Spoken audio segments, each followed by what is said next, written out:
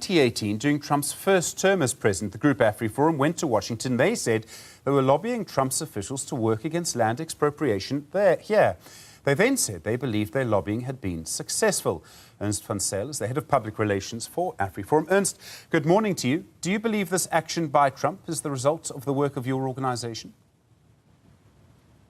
Well, AfriForum has built up a massive list and database of friends and allies all across the world, particularly in the United States. And as soon as the Expropriation Act was signed by the president, we all informed them about the facts here in South Africa. So I do hope that we had a massive effect there. I mean, you can't really see everything that happens behind the scenes, but I do think AfriForum had a massive impact. Okay, so this money, $440 million in funding for PEPFAR for South Africans living with HIV, is this the consequence you wanted?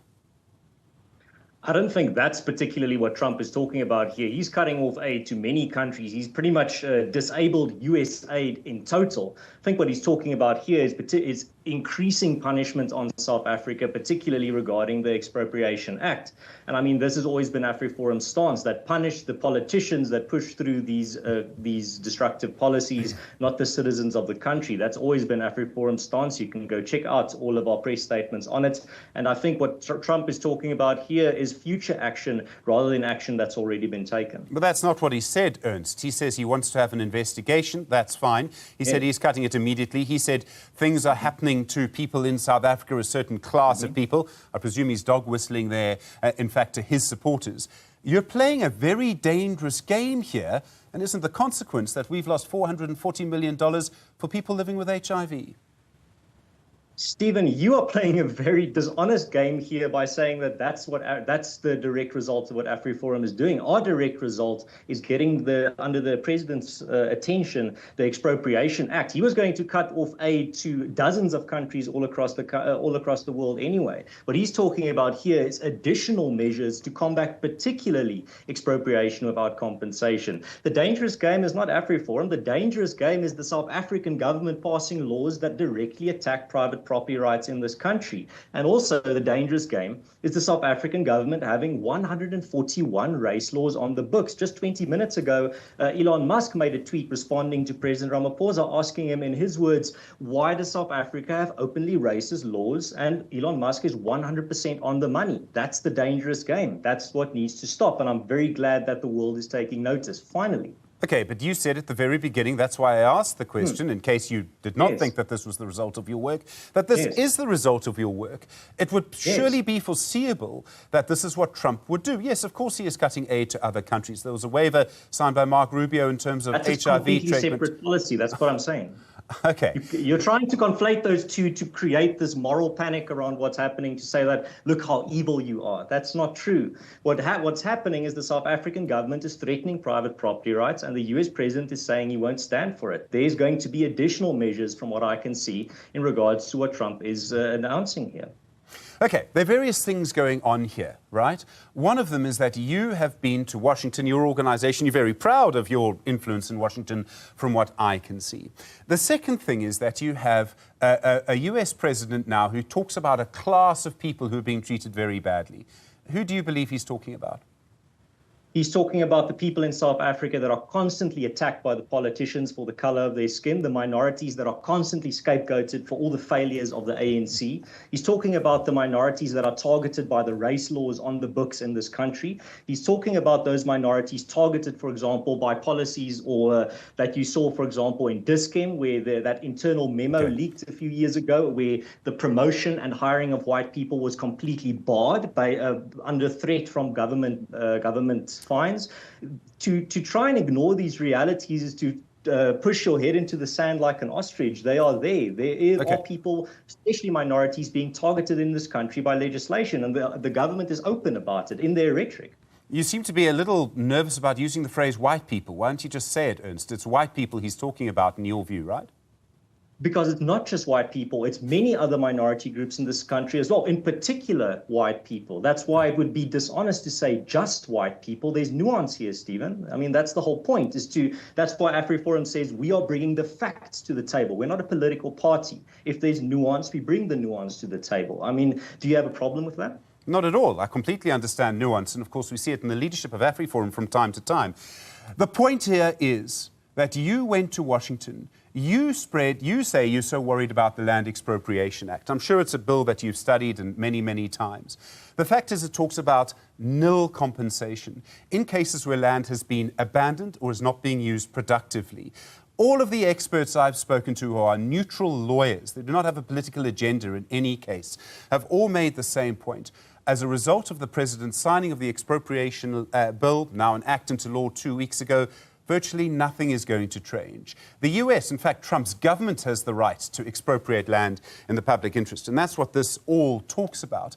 Is it not the case that you've gone to the US and you've hyped everybody up, and this is the consequence? No, that's a very disingenuous way of putting it. It's a very sneaky argument to put it even more bluntly. The issue is not expropriation with adequate compensation, as you see all across the world. The problem is the Expropriation Act enables expropriation without compensation. Now, you can play the little language game of euphemisms of null and no compensation, but when your employer tells you, I'm going to pay you null this year, or I'm going to pay you null this month, I dare you to tell him, oh, I'm so glad that it's not no salary that I'm going to be paid. Null is a euphemism for no compensation. It just means that the government is going to do their little sums, and then they're going to say, well, we've factored in our little our agenda, and that means our sums say you deserve null compensation for your property. That is expropriation of without compensation by a different name. And if your legal experts are telling you that, then they are absolutely politically biased and not playing an honest game. All right. So, Ernst, after all of this time, 30 years into democracy, right? No farms, no land has been taken without compensation. The point of this act is particularly for cases where land has been abandoned. This happens. I mean, it happens around the world where no one can trace the owner's passed on, there are no descendants. I mean, you'll be aware that this has happened. The fact is that government needs to do something about all of that. What you're doing is conflating this with other issues, making it a big story. To put it bluntly, and let's talk about what we're talking about. This government is not coming for the land of white farmers, is it? You don't believe that? Well, this is the same government that pushed to enable expropriation without compensation through the amendment of the Constitution just a few years ago. But they showed their hand. But it didn't vote in favor of it in the end, did it? Oh, the wow. ANC didn't. So, I mean, I'm calling it attempted murder, and you're saying, well, they didn't succeed in murdering anyone. I mean, that their intentions are clear. This is the government that said, after that failed in Parliament, ANC cadres went to the media and said, now that this opportunity has failed, we will use other avenues to get the same ends, such as the Expropriation Act. Okay. That is in the words of ANC representatives. Okay. So when it comes to what you're talking about here, should we only make noise after human rights have been violated, after the government has started expropriating without compensation farms? Or do you actually warn people that the government has granted themselves the power to do that? You act preventatively. You do not wait until human rights violations and atrocities have happened to say anything about them. Okay. If President Trump phoned you now, and I mean, things happen, okay? You say that you're very connected. If Donald Trump had to phone you now, if President Trump phoned you now and said to you, look, have I done the right thing here? Should I restore this money to government because I'm worried about what's going to happen to the people who receive HIV treatment through this? And should I choose another tack to put pressure on the government? Would you say yes? Again, you're trying to disingenuously tie this to a completely separate policy regarding aid. No, you can't just say, well, this is now unique to South Africa when that's a completely separate policy. You're not playing an honest game here, Stephen. You should be ashamed of yourself. I'm sorry. Ernst, I will decide whether I'm ashamed of myself or not. Thank you. But I'm offering you an opportunity to separate. I hope your conscience tells you that. I'm offering you an opportunity to separate the two. That's why I asked the question. Sure. So should we separate HIV funding and government pressure from Donald Trump onto our government? That's what I'm asking. That's what I'm offering you, in fact. All right. Donald Trump is on the phone. What do I tell him? I tell Donald Trump exactly what we tell him in our letter to Mr. Trump.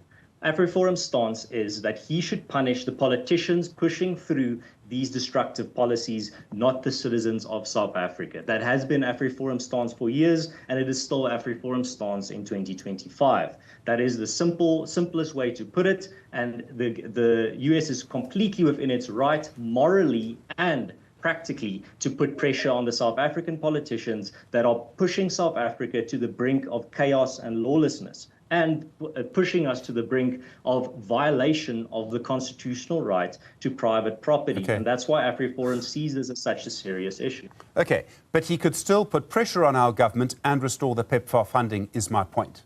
He could do that. Sure, that's absolutely Okay. possible. I mean, Okay. that AfriForum is not, that's not part of AfriForum's stance that he should cut off aid. AfriForum's stance is that he should punish the politicians enacting and pushing through destructive policies. Ernst van Zyl, thank you, Head of Public Relations for AfriForum. As I'm sure you're aware, a conversation that will be had many times this week around the situation that we've seen with US President Donald Trump's actions today.